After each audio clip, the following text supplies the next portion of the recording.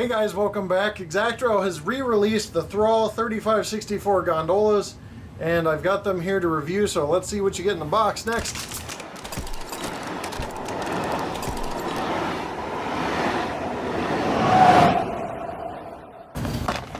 Alright, we'll unbox one and then show you several different schemes. Pretty simple packaging, I like it. I'm not a big fan of a bunch of paperwork and whatnot. And since there's so many cards to put away sometimes on this layout, it's nice to have something easy. It comes out of the box just like that. Alright, this is the Gold Crown GNTX version.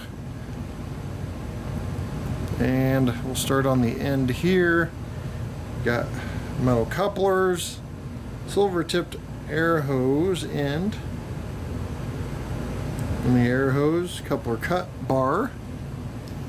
Right here, metal wheels, separately applied grabs there, GNTX, and everything on the end is legible.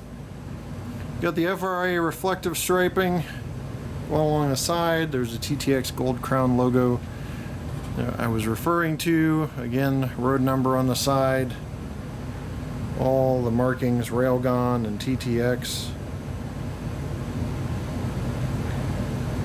Rail pooling experts. TTX is very, very popular amongst the modeling community.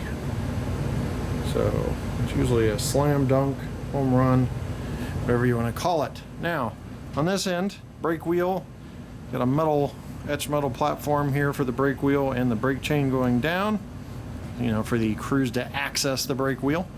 Coupler cut bar again is stationary and in place. And just a little bit lower here, and you can see the silver tipped end on the air hose that hangs off. Metal coupler again. And from this angle you can really see the separately applied grabs on the ends here and here. Then you've got the prominent car, ribbing or whatever you want to call it here. There's weld marks of panels where they go together. And then we're going to flip it on its side. And you can see the air reservoir detail. See the brake detail. And plumbing there for the airlines. And again, underbody detail, bracing, and those metal wheels. There's one other angle I want to show you, and then we're going to Vanna White the rest of these variations.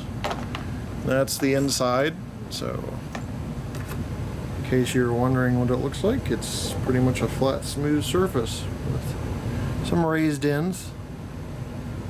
Kind of hard to catch on camera.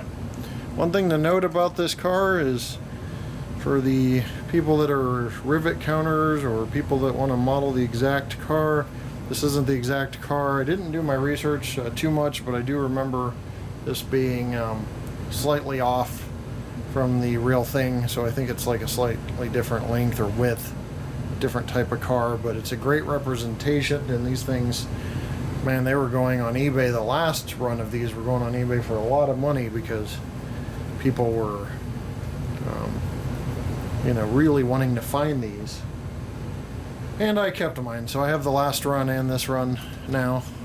So I'm going to Vanna White the rest of these, show you what the rest of them look like. Here's just the plain GNTX version. As you can see, it's missing the gold crown that would be right here on the last version we showed you. Everything else the same. Just wanted to give you a quick 360.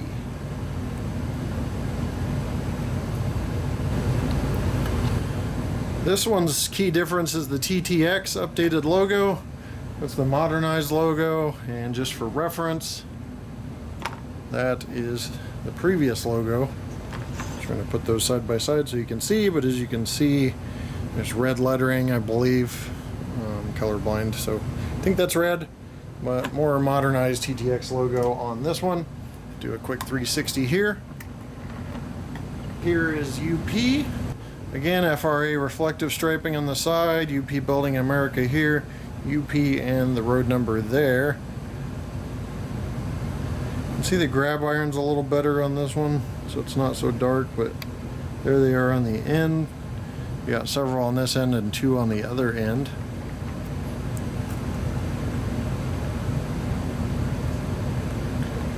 So there's UP.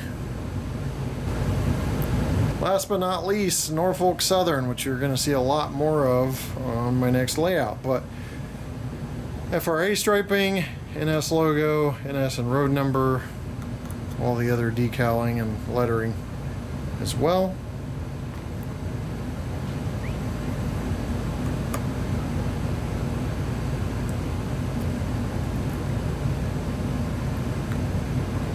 So you can purchase these from trainlife.com. I'll put the link below in the email. Trying to get you a good coupler height check here.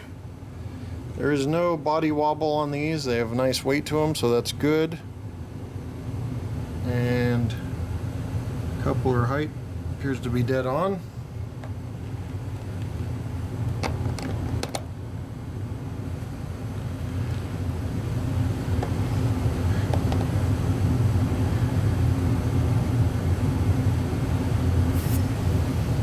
On this end,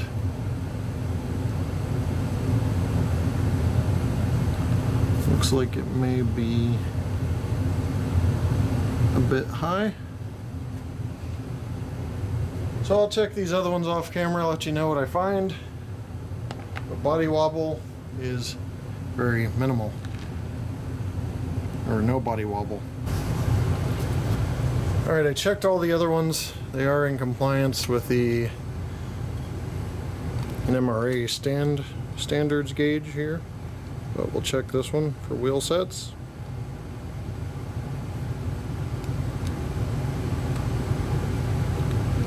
And those are all good. So sorry if you couldn't see that on camera too well. I had a good reflection going on there. But all of the couplers, with the exception of a couple that are a tiny bit high, were dead on with the KD coupler height gauge, so that's good. Really good compliance overall. It looks like you have a better chance of getting a compliant car with the coupler height. Okay, speaking of NMRA standards, you want to make sure